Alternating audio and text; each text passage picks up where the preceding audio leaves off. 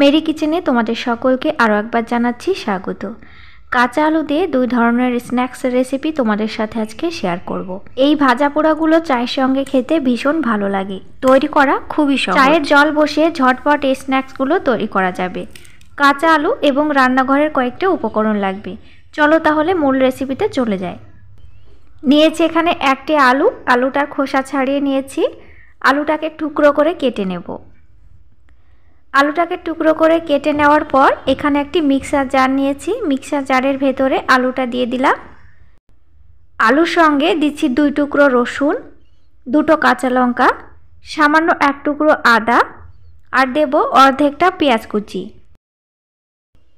মসৃণ করে বেটে নেব। বাটার সময় কখনোই জল ব্যবহার করা যাবে না, কাঁচা আলু এবং পেঁয়াজ থেকে জল বেরোবে।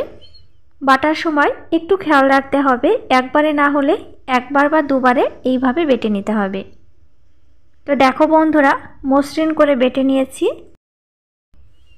এখানে প্রত্যেকটা উপকরণ যেন মিহি করে বাটা হয় সেদিকে খেয়াল রাখতে হবে। তো দেখতে পাচ্ছ খুব মসৃণ করে বাটা হয়ে গেছে। এবার একটি পাত্রে আমি ঢেলে নিচ্ছি।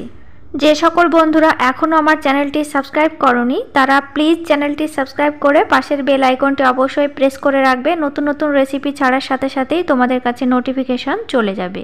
সাথে অবশ্যই লাইক করবে এবং কমেন্ট করবে। মিক্সার জার থেকে ব্যাটারটি ঢেলে নিয়েছি। এবার দিচ্ছি স্বাদ মতো লবণ, খুব সামান্য পরিমাণে দিচ্ছি হলুদ গুঁড়ো, চা চামচের হাফ চামচ দিচ্ছি জিরা, ধনিয়া, গরম মশলা একসঙ্গে গুঁড়ো করে নিয়েছি, হাফ চামচ দেব। ওপর থেকে দেব সামান্য পরিমাণে জিরা এবং মৌরি গোটা, দেব ধনিয়া পাতা কুচি করা, আর দিচ্ছি এখানে কর্নফ্লাওয়ার 2 চামচ। কর্নফ্লাওয়ারটা অবশ্যই ব্যবহার করতে হবে, তাহলে মুচমুচে এবং খাস্তা হবে। সবশেষে দিচ্ছি আটা বা ময়দা। আটা ময়দার যে কোনো একটি ব্যবহার করবে। এখানে আমি আটা ব্যবহার করেছি। এবার হাত দিয়ে চটকে মেখে নেব। জলের কোনো প্রয়োজন নেই, আলু থেকে যে জলটা বেরিয়েছে সেটা দিয়ে খুব ভালোভাবে মাখা হয়ে যাবে। হাতের তালু দিয়ে ডলে ডলে আঠালো করে মেখে নিয়েছি। দেখতে পাচ্ছ বন্ধুরা, ডোটা তৈরি হয়ে গেছে। এই পর্যায়ে ডো থেকে লেচি কেটে নেব। লেচিটা অবশ্যই বেশি করে নিতে হবে যাতে মোটা করে বেলা যায়। 2 ভাগে ভাগ করে নিয়েছি। এবার একটি বেলুন চাকির ওপর নিয়ে বেলে নেব। ঠিক রুটি যেভাবে বেলতে হয় সেইভাবেই বেলে নেব। শুকনো ময়দার প্রয়োজন নেই, তবে তোমাদের প্রয়োজন হলে সামান্য পরিমাণে দিতে পারো। এবার হাত দিয়ে ঠিক চেপে চেপে এইভাবে একটু মোটা করে বেলে নেব। খুব বেশি পাতলা করা যাবে না, আবার খুব বেশি মোটা রাখা যাবে না। চাকির ওপর রেখে বেলুন দিয়ে ঠিক এইভাবে আস্তে আস্তে ঘুরিয়ে ঘুরিয়ে বেলতে থাকলে খুব সুন্দরভাবে সমানভাবে বেলা হয়ে যাবে। ঠিক এইভাবে আমি রুটিটা রেখেছি। এখানে একটি স্টেনলেসের জলের গ্লাস নিয়েছি। এই গ্লাসটা দিয়ে গোল গোল করে কেটে নেব। সব রুটি থেকে ঠিক এইভাবে গোল করে শেপটা কেটে নিচ্ছি। তোমরা এখানে তোমাদের পছন্দ মতো শেপ দিয়ে তৈরি করে নিতে পারো। সব শেপগুলো দেওয়া হয়ে গেছে। এবার বাকি যে বাড়তি ময়দাটা ছিল সেটা আমি বের করে নিচ্ছি। সাইজে ছোট বড় করতে পারো, সেটাও তোমাদের পছন্দের উপর নির্ভর করবে। তবে সাইজে ছোট করলে দেখতে ভালো লাগবে, আবার খেতেও ভালো লাগে। শেপটা ঠিক এইভাবে দিয়ে দিয়েছি, দেখতে পাচ্ছ। আরেক ধরনের শেপ দিয়ে আমি তোমাদেরকে স্ন্যাক্সগুলো তৈরি করে দেখাচ্ছি। প্রথমে ময়দা থেকে লেচি কেটে নিয়েছি। অল্প পরিমাণ শুকনো ময়দা ছড়িয়ে আগের মতো পদ্ধতিতেই রুটিটা বেলে নিচ্ছি। একইভাবে রুটিটা বেলে নেওয়া হয়ে গেছে। এবার আমি কেটে নেব। একটি ছুরি দিয়ে প্রথমে চৌকো করে কাটবো, তারপর ডায়মন্ড শেপ দেব। এখানে তোমরা যে কোনো শেপ দিতে পারো। এখানে আমরা একই ডো থেকে 2-3 ধরনের স্ন্যাক্স কিন্তু বানিয়ে নিতে পারি। তাহলে চলো স্ন্যাক্সগুলো ভাজা যাক। তেলটা আগে থেকে বসিয়ে রেখেছি। এই পর্যায়ে তেলটা খুব বেশি গরম করা যাবে না।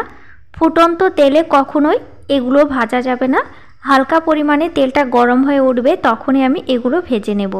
ভাজার সময় গ্যাসের ফ্লেমটা থাকবে একেবারে মাঝারি লো আঁচে। মাঝারি লো আঁচে রেখে ভাজলে এগুলো মুচমুচে হবে এবং খাস্তা হবে। দেখতে পাচ্ছ বন্ধুরা, খুব সুন্দর রং এসেছে আর ওপর থেকে ভেতর থেকে পুরোটাই খাস্তা হয়েছে।